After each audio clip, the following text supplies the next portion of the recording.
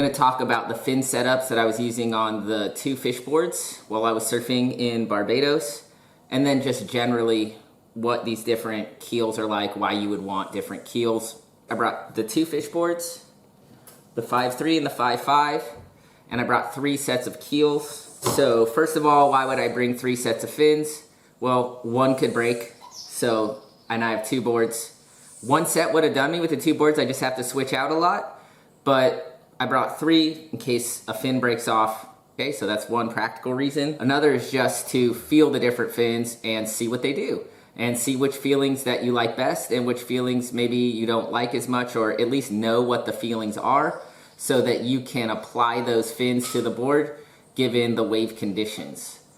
So that's why with any fins, keels or not keels, doesn't matter what fins you're testing, you would want to try out different fins. Some fins make the board go faster, some make it slower, some make it looser, some make it hold the turn a little bit better. And that's all based upon how the fin is shaped and the overall area of the fin. There are minutiae of little details like how flat the foil is here, how rounded it is on the outside, whether it has this break right here or not, and various levels, various little aspects like that.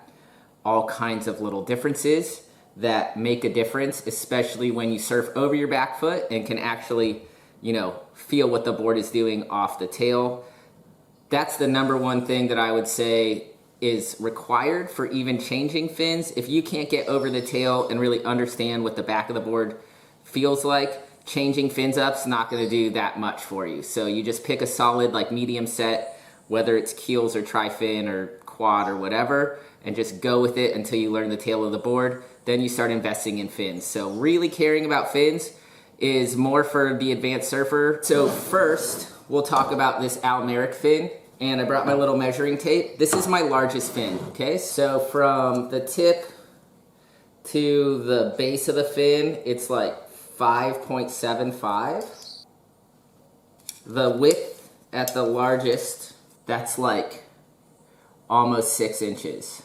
Huge fin. Come up here, 9 inches. This fin has a ton of area. So what does that mean? It means there's more sticking in the water. It means more hold. So this is the fin that I'm gonna use in either fish when I don't want the board to slip out, slide out. It also gives like a stickier feeling, not in a bad way. It's not hard to turn with these fins at all, but it can be a little bit slower and therefore more controlled. I actually liked these in the yellow board a little more than in the stripe board, which was surprising to me because I had been riding these exclusively in the stripe board before I came on this trip. And with all of this testing, these felt great in the more classic fish. And I'll talk about why the other ones, how those felt in the stripe fish. These still work great in the stripe fish. So if I want like extra hold, because we've determined the stripe fish is better for bigger waves, it has a pulled in tail, and there's just overall more control with that board. These ones, it's like control plus control. So for a big wave fish setup, I'm gonna use these Channel Islands Almeric True Aims fins with the striped surfboard. What kind of waves am I gonna use them on the yellow board? Just a little bit steeper, just whenever I want hold. They are still skatey and they perform well as an overall fin, but if I want to feel that slidey, soapy, super fast feel, these aren't the fins that I'm gonna go for. Tyler Warren fins. So these are a big fin. When you look at them compared to the K2, they're a lot larger, but of similar shape. Little note, this is called the rake. This is the foil. And then how much they kind of tilt is the cant, and they do build cant into the fins that are removable, the Futures or FCS systems, but you can get actually more variety of cant with glass on fins because the shaper can place them and set them. Narrower right here, so that's gonna give you more release. Of the 3 fins, these are the happy medium, best all around, best in both boards. You get the zip, you get the hold, and with this thinner tip, you get that release, the break. Let's measure these. So the base, we have a pretty big base. We have almost a bigger base on these than on the Almerics. So they have some hold at the bottom here. Go from the top to the bottom here. That's smaller. So that's like 5 inches or so. It's actually still like quite, this is actually a wide area fin, similar to the other one. It's just that the profile is so different, right? So we have like such a different way the area is carried through. This is this overall a larger area fin. This is still a big fin, but because it has less area and more rake, that's where you get that release and that more skatey feeling that I have to repeat, these still have a skatey feeling. It's just more hold, slightly more hold than these ones. I liked these ones on both boards. I really like these on the stripe board.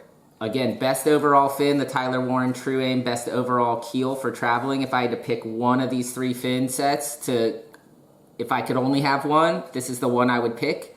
Works in big waves, works in small waves. Any kind of maneuvers on a fish that you want to do, this does them.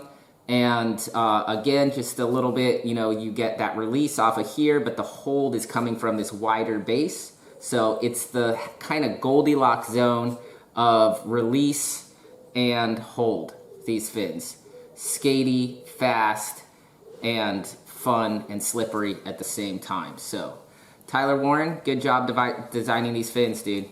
And True Aims, again, you get them on the True Aims website, made of fiberglass. Okay, last in the fins that I brought with me are these Futures K2s. They got this little gray. They keep changing up the color. Before they were the K1s.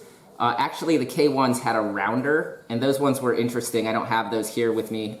Left them on a previous surf trip in Nicaragua, and I think you can't get the K1s anymore. So the K2 is Futures Fin Systems Standard Keel. It's kind of run-of-the-mill, but they're making them with fiberglass, so it's a solid fin. See, it's a lot smaller than the 2 other fins. I'll show you the measurements, but it's a way tinier fin. Look at that. So much smaller. So only 6 at the base here. We go to the top to bottom. About a whole inch smaller than the other 2 fins. We go to the diagonal, which nobody uses this.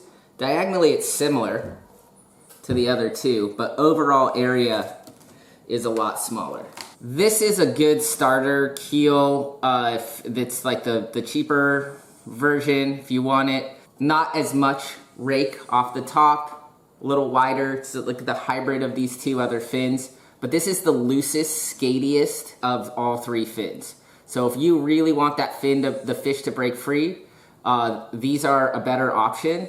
And honestly, for small waves, the K2s in a sense are a better option than the other 2 fins because they have less area. They're technically a little bit faster in the smaller surf. I'm glad I got in the water with these, and they feel super cool and loose on the stripe fish as well. I have no footage of that, sorry about that, but they're in 3rd place. Like if I had one fin to travel with, it wouldn't be with these because they get so slippy and fast and out of control. And then with this wider, they don't have that like real sensitivity off the tip that these ones have. So you do a lot more sliding turns with these. They definitely hold enough, but again, if you want the tail to release and come out, these are a good fin for that, but there's lots of situations in surfing where you wouldn't want that to slide out, right? When the waves are a little bit bigger, you're doing a big bottom turn, you don't want your board to slide, you want it to hold right there. These will hold on a bottom turn in decent sized surf, but you may have to baby it and think about it a little bit more, whereas if you're gonna be using like this fin, you're just not even thinking about it. The fin, it's gonna hold. These are all more, also I should say, these are more classic keels. They're not upright, meaning they're not upright twin fins, meaning they have this rake in them. So they're not standing straight up in like a Mark Richards kind of twin fin. That's for a different kind of board and different kind of surfing, and I don't ride upright twin fins in these more classic fish designs. Wrapping up the fins that I brought for my fishes here. Reiterate, these are the only 3 keels that I have. I no longer have a board with glass-on keels. I do have a quad fish that's back in New York, and I haven't even gone over like what a quad fish does, why you would want a quad fish, what sets of quads you would want there, and I have a lot of work to do in that area myself. So it's always infinite and exciting trying these little different pieces of equipment and investing in them when you have time, because these are not cheap. Fins are like, I think like 120 bucks for a set, especially the keel fins. You know, this is a work of design. And even though they are relatively mass produced and they have molds, they are finished by hand, and especially the True Aims ones, so super high quality fins, even more the case. There are fins that are popped out of molds and not finished by hand and are made of composite materials and all kinds, like there's the run of the mill, and the price tag is gonna speak to that most of the time. Again, like you got questions about different fins or what you think is gonna be good for you, put them down there in the comments. I'll try to answer them to the best of my ability, and we'll have, you know, the Ask Me Anything series coming up, and if you have fin questions, I can answer them there. Thank you so much. Like, subscribe. Love you forever if you like and subscribe. Watch my other videos, that's really cool. And if you want to know more about coaching and all things that I do, just go over to my website. Everything lives there. Archives of these videos live there. Get over there.